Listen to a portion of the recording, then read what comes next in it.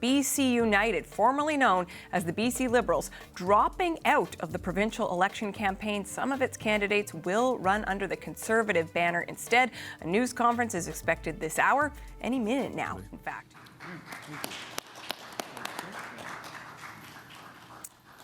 And there we have it, a massive shift in BC politics less than 2 months before British Columbians go to the polls. You heard there from BC Conservative leader John Rustad and BC United leader Kevin Falcon. He is stepping back, BC United calling down its candidates for the next election. And we heard a description of the process going forward, or some sort of a process. Let's get a little bit more on this, though, from the Power Panel. Shachi Kurl, president of the Angus Reid Institute, I am going to start with you. What was your big takeaway there?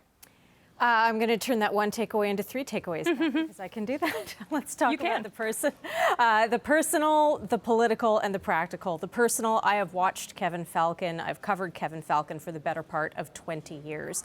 This is a man who early on in his career and through a long, good chunk of it has had a thread of confidence, even at times cockiness, chippiness.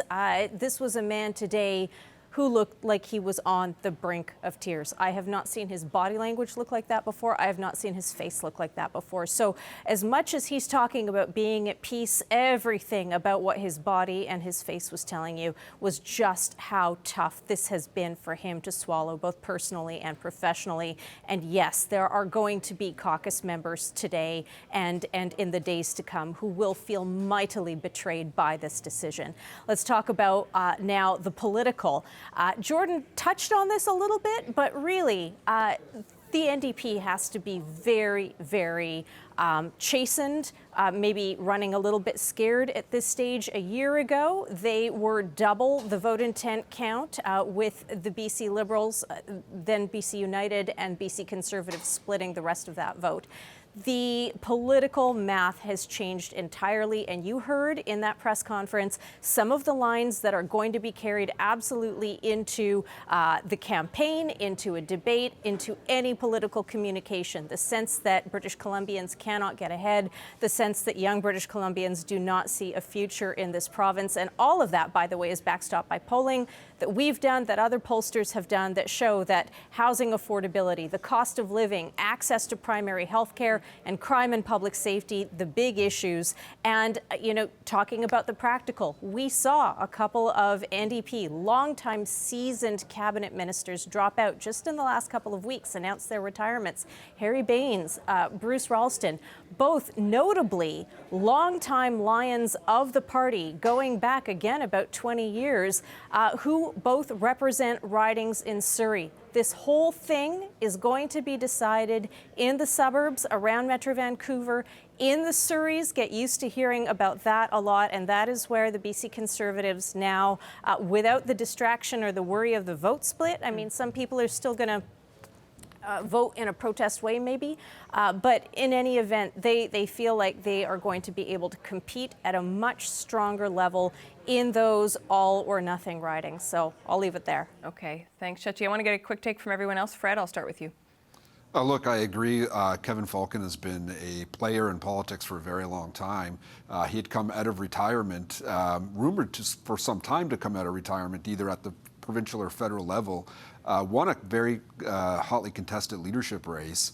And, obviously his ambitions were to be premier, so you can't help but feel for him in a day like this where he is leaving politics once again, and in a very sad way. But I will say I'm not sad that at the end of the day, this is another Liberal Party in Canada that is disappearing. So I'll take that as a good day to be a Tory. Amanda, your turn. Well, good one. You can drop a bomb, but you can't control where the shrapnel goes. And this press conference was filled with shrapnel. There was so much uncertainty injected into this election, which is only 6 weeks away. And you can feel for the 133 candidates between them, nominated candidates with teams, with staff, with a base, with donors who are all, learning this news as we're learning it and wondering about, on the BC Conservative side, does this mean that some of our policies are going to be softened in some way?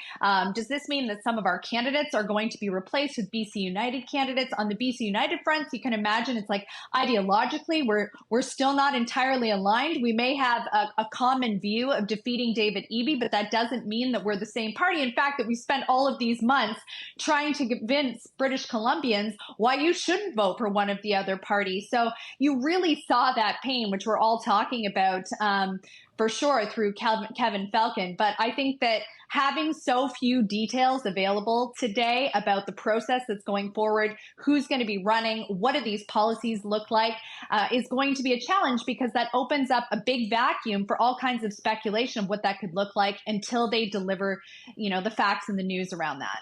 Jordan, your take? Yeah, well, I mean, this is not a merger. This was a complete capitulation, right? And you really saw that in Kevin Falcon's face. And I think it's not every day that you see somebody end their political career like that on live TV, and you really do feel for him on that level. But look, this is, Amanda's got it exactly right. This press conference, with all of its unanswered questions about process, about content, about policy. These are questions that would have been very easy to anticipate.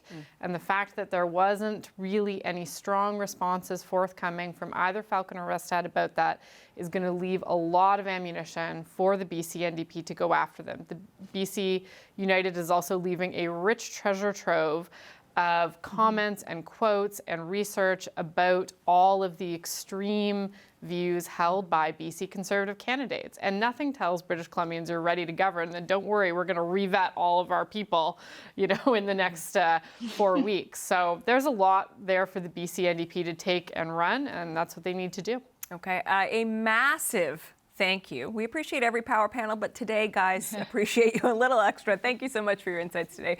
Shachi Kurl, Amanda Alvaro, Fred Delory, and Jordan Leichnitz.